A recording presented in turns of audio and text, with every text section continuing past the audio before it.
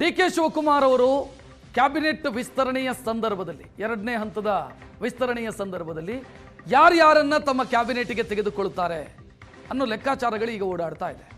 ಬಹಳಷ್ಟು ಜನ ಪ್ರಯತ್ನ ಮಾಡ್ತಾ ಇದ್ದಾರೆ. ನಾನು ಕೂಡ ಮುಂದಿನ ಹಂತದಲ್ಲಿ ಸಚಿವನಾಗಬೇಕು ಅಂತ. ಬೆಳಗಾವಿ ಕೋಟದಿಂದ ಯಾರಿಗೆ ಸಿಗತ್ತೆ ಈ ಬಾರಿ ಅವಕಾಶ? ಸತೀಶ್ ಜಾರಕಿಹೊಳಿ ಈಗಾಗಲೇ ಕ್ಯಾಬಿನೆಟ್ ಅಲ್ಲಿ ಇದ್ದಾರೆ.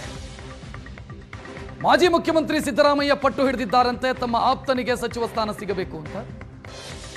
3 ಶಾಸಕರ ಪೈಕಿ ಪೈಪೋಟಿ ಇದೆ. ರಾಮದುರ್ಗದ ಎಂಎಲ್ಎ ಅಶೋಕ್ ಪಟ್ಟಣ್ಗೆ ಮಂತ್ರಿ ಸ್ಥಾನ ಕೊಡಿ ಅಂತ ಸಿದ್ದರಾಮಯ್ಯ ಪಟ್ಟು ಹಿಡಿದಿರೋದು. ಹೆಬ್ಬಾಳ್ಕರ್ ಪ್ರಯತ್ನದಲ್ಲಿದ್ದಾರೆ, ಸವದಿ ಪ್ರಯತ್ನದಲ್ಲಿದ್ದಾರೆ, ಲಕ್ಷ್ಮಣ್ ಸವದಿ. ಅಶೋಕ್ ಪಟ್ಟಣ್ ಪರವಾಗಿ ಬ್ಯಾಟ್ ಬೀಸ್ತಾ ಇರೋದು ಮಾಜಿ ಮುಖ್ಯಮಂತ್ರಿ ಸಿದ್ದರಾಮಯ್ಯ. ಹೆಬ್ಬಾಳ್ಕರ್ಗೆ ಅವಕಾಶ ಸಿಗಲಿ ಅಂತ ಡಿ.ಕೆ. ಶಿವಕುಮಾರ್ ಬಯಸ್ತಾ ಇದ್ದಾರೆ. ಲಕ್ಷ್ಮಣ್ ಸವದಿ ಕೂಡ ಪ್ರಯತ್ನವನ್ನ ಮಾಡ್ತಾನೆ ಇದ್ದಾರೆ, ಮಂತ್ರಿ ಆಗಬೇಕು ಈ ಕ್ಯಾಬಿನೆಟ್ ಅಲ್ಲಿ. 3 ಪೈಕಿ ಯಾರಿಗೆ ಒಲಿಯುತ್ತೆ ಅಂತ. ಲಕ್ಷ್ಮೀ ಹೆಬ್ಬಾಳ್ಕರ್ ಅವರು ಕಳೆದ ಕ್ಯಾಬಿನೆಟ್ ಅಲ್ಲಿ ಇದ್ರು, 3 ವರ್ಷ ಮಂತ್ರಿ ಆಗಿದ್ರು. ಮಹಿಳಾ ಕೋಟ, ಲಿಂಗಾಯತ ಕೋಟ ಅವರ ಕೈ ಹಿಡಿದಿತ್ತು. ಈಗ ಅಶೋಕ್ ಪಟ್ಟಣ್ ಪರವಾಗಿ ಮಾಜಿ ಮುಖ್ಯಮಂತ್ರಿ ಸಿದ್ದರಾಮಯ್ಯ ಬ್ಯಾಟ್ ಬೀಸ್ತಾ ಇದ್ದಾರೆ. ಅಶೋಕ್ ಪಟ್ಟಣ್ ಅವರನ್ನ ಕನ್ಸಿಡರ್ ಮಾಡಬೇಕು ಮುಂದಿನ ಹಂತದ ಸಂಪುಟ ವಿಸ್ತರಣೆಯ ವೇಳೆ. ಹೆಚ್ಚಿನ ಡೀಟೇಲ್ ನೀಡೋದಕ್ಕೆ ನಮ್ಮ ಪ್ರತಿನಿಧಿ ಅನಿಲ್ ನೇರ ಸಂಪರ್ಕದಲ್ಲಿ. ಅನಿಲ್, ಬೆಂಗಳೂರನ್ನು ಹೊರತುಪಡಿಸಿದರೆ ಅತಿ ದೊಡ್ಡ ರಾಜಕೀಯ ಜಿಲ್ಲೆ. 2ನೇವರಿಗೆ ಅವಕಾಶ, 3ನೇವರಿಗೆ ಅವಕಾಶ ಸಿಗುವಂತ ಸಾಧ್ಯತೆಗಳಿದಾವೆ. ಸಿದ್ದರಾಮಯ್ಯ ಅವರು ಅಶೋಕ್ ಪಟ್ಟಣ್ ಅವರ ಪರವಾಗಿ ಬ್ಯಾಟ್ ಬೀಸ್ತಿದ್ದಾರೆ ಅಂತಂದ್ರೆ ಅವಕಾಶಗಳು ಸಿಗುವಂತ ಸಾಧ್ಯತೆ ಎಷ್ಟರ ಮಟ್ಟಿಗಿದೆ?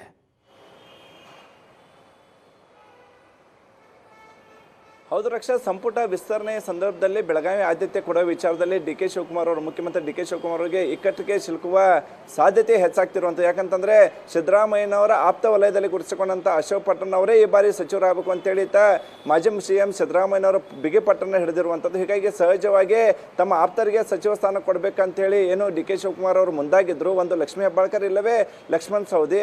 ಹೀಗಾಗಿ ಸಿದ್ದರಾಮಯ್ಯರ ಒತ್ತಡದಿಂದ ಇದೀಗ ಅವರು ಒತ್ತಡಕ್ಕೆ ಇಕ್ಕಟ್ಟಿಗೆ ಸಿಲುಕಬೇಕಂತ ಪರಿಸ್ಥಿತಿ ಈಗ ನಿರ್ಮಾಣವಾಗಿರುವಂಥದ್ದು. ಅಶೋಕ್ ಪಟ್ಟಣ್ ಅವರು ಕಳೆದ 25 ವರ್ಷದಿಂದ ಸಕ್ರಿಯ ರಾಜಕಾರಣದಲ್ಲಿರುವಂಥದ್ದು. ಅವ್ರ ತಂದೆ ಕೂಡ ಶಾಸಕರಾಗಿದ್ದರು, ತಾಯಿ ಕೂಡ ಶಾಸಕರಾಗಿದ್ರು. ಈಗ ಇವರು ಕೂಡ ಈಗ ಕಳೆದ 3 ಬಾರಿಯಿಂದ ಶಾಸಕ ಆಗ್ತಿರುವಂಥದ್ದು. ಅದ್ರ ಜೊತೆಗೆ ಸಿದ್ದರಾಮಯ್ಯವ್ರ ಜೊತೆಗೂ ಕೂಡ ಗುರುತಿಸ್ಕೊಳ್ತಿರುವಂಥದ್ದು. ಹೀಗಾಗಿ ಅವರನ್ನೇ ಮಂತ್ರಿ ಮಾಡಬೇಕು, ಲಿಂಗಾಯತ ಕೋಟನೂ ಆಗುತ್ತೆ, ಅದ್ರ ಜೊತೆಗೆ ಹಿರಿತನ ಆಧಾರದ ಮೇಲೆ ಅವ್ರಿಗೊಂದು ಅವಕಾಶ ಕೊಟ್ಟಂಗೆ ಆಗುತ್ತೆ ಅಂತೇಳಿ ಸಿದ್ದರಾಮಯ್ಯನವರು ಡಿ.ಕೆ. ಶಿವಕುಮಾರ್ ಮೇಲೆ ಒತ್ತಡ ಹೇರುವ ಜೊತೆಗೆ ಸುರ್ಜೇವಾಲಾ, ವೇಣುಗೋಪಾಲ್ ಹಾಗೂ ರಾಹುಲ್ ಗಾಂಧಿ ಮೇಲೂ ಕೂಡ ಒತ್ತಡವನ್ನು ಹೇಳ್ತಿರುವಂಥದ್ದು. ಕಳೆದ ವಿಧಾನಸಭೆ ಚುನಾವಣೆಯಲ್ಲಿ ಬಿಜೆಪಿ ತೊರೆದು ಕಾಂಗ್ರೆಸ್ಗೆ ಬಂದಂತಹ ಲಕ್ಷ್ಮಣ್ ಸವದಿ ಅವರಿಗೆ ಸಚಿವ ಸ್ಥಾನ ಮಾಡ್ತೀವಿ ಅಂತೇಳಿ ಸುರ್ಜೇವಾಲಾ, ವೇಣುಗೋಪಾಲ್ ಹಾಗೂ ಸಿದ್ದರಾಮಯ್ಯ ಮತ್ತು ಡಿ.ಕೆ. ಶಿವಕುಮಾರ್ 4 ಕೂಡ ಭರವಸೆಯನ್ನು ಕೊಟ್ಟಿದ್ರು. ಆದರೆ ಮೊದಲನೇ ಹಂತದಲ್ಲಿ ಅವರಿಗೆ ಅವಕಾಶ ಸಿಕ್ಕಿಲ್ಲ. ಈಗ ಡಿ.ಕೆ. ಶಿವಕುಮಾರ್ ಅವರು CM ಆಗಿದ್ದಾರೆ. ಈಗ ಈ ಬಾರಿಯನ್ನು ಅವಕಾಶ ಕೊಡಬೇಕು ಅಂತೇಳಿ ಡಿ.ಕೆ. ಶಿವಕುಮಾರ್, ಸಿದ್ದರಾಮಯ್ಯ ಮತ್ತು ಸುರ್ಜೇವಾಲಾ ಮೇಲೂ ಕೂಡ ಈಗ ಲಕ್ಷ್ಮಣ್ ಸವದಿ ಅವರು ಒತ್ತಡವನ್ನು ಹಾಕ್ತಿದ್ದಾರೆ. ಮತ್ತೊಂದೆಡೆ ಮಹಿಳಾ ಕೋಟಾದಲ್ಲಿ ನನಗೆ ಮತ್ತೊಂದು ಅವಕಾಶ ಕೊಡಬೇಕು ಅಂತೇಳಿ ಲಕ್ಷ್ಮೀ ಹೆಬ್ಬಾಳ್ಕರ್ ಅವರು ಬಿಗಿಪಟ್ಟನ್ನು ಹಿಡಿದಿರುವಂಥದ್ದು. ಅದ್ರ ಜೊತೆಗೆ AICC ಅಧ್ಯಕ್ಷ ಮಲ್ಲಿಕಾರ್ಜುನ್ ಖರ್ಗೆ ಅವರನ್ನು ಕೂಡ 2-3 ಬಾರಿ ಭೇಟಿಯಾಗಿದ್ದಾರೆ. ಅದ್ರ ಜೊತೆಗೆ ಡಿ.ಕೆ. ಶಿವಕುಮಾರ್ ಆಪ್ತ ವಲಯದಲ್ಲೂ ಕೂಡ ಅವರು ಗುರುತಿಸಿಕೊಂಡಿರುವಂಥದ್ದು. ಹೀಗಾಗಿ ಉಭಯ ನಾಯಕರು, ಒಂದು ಸಿದ್ದರಾಮಯ್ಯ ಹಾಗೂ DKC ಮಧ್ಯೆ ಏನು ಯಾರಿಗೆ ಸಿಗುತ್ತೆ ಅನ್ನುವಂಥ, ಯಾರ ಬೆಂಬಲಿಗರಿಗೆ ಈ ಒಂದು ಸಚಿವ ಸ್ಥಾನ ಸಿಗುತ್ತೆ ಅನ್ನುವಂಥದ್ದು ಈಗ ಕುತೂಹಲಕ್ಕೆ ಕಾರಣವಾಗಿರೋ. ಯಾಕಂತಂದ್ರೆ ಬೆಳಗಾವಿ ಜಿಲ್ಲೆ ಈಗಾಗಲೇ ಒಂದು ಸಚಿವ ಸ್ಥಾನ ಸಿಕ್ಕಿರುವಂಥದ್ದು. ಇನ್ನು ಉಳಿದಿರೋ ಒಂದು ಮಾತ್ರ, ಆ ಒಂದು ಲಕ್ಷ್ಮಣ್ ಸವದಿ ಸಿಗುತ್ತೋ, ಅಶೋಕ್ ಪಟ್ಟಣ್ ಸಿಗುತ್ತೋ ಅಥವಾ ಲಕ್ಷ್ಮೀ ಹೆಬ್ಬಾಳ್ಕರ್ ಸಿಗುತ್ತೆ ಅನ್ನೋದು ಈಗ ಕುತೂಹಲಕ್ಕೆ ಕಾರಣವಾಗಿರುವಂಥದ್ದು. ರಕ್ಷಾತ್, ಥ್ಯಾಂಕ್ ಯು ಅನಿಲ್ ಮಾಹಿತಿಗೆ.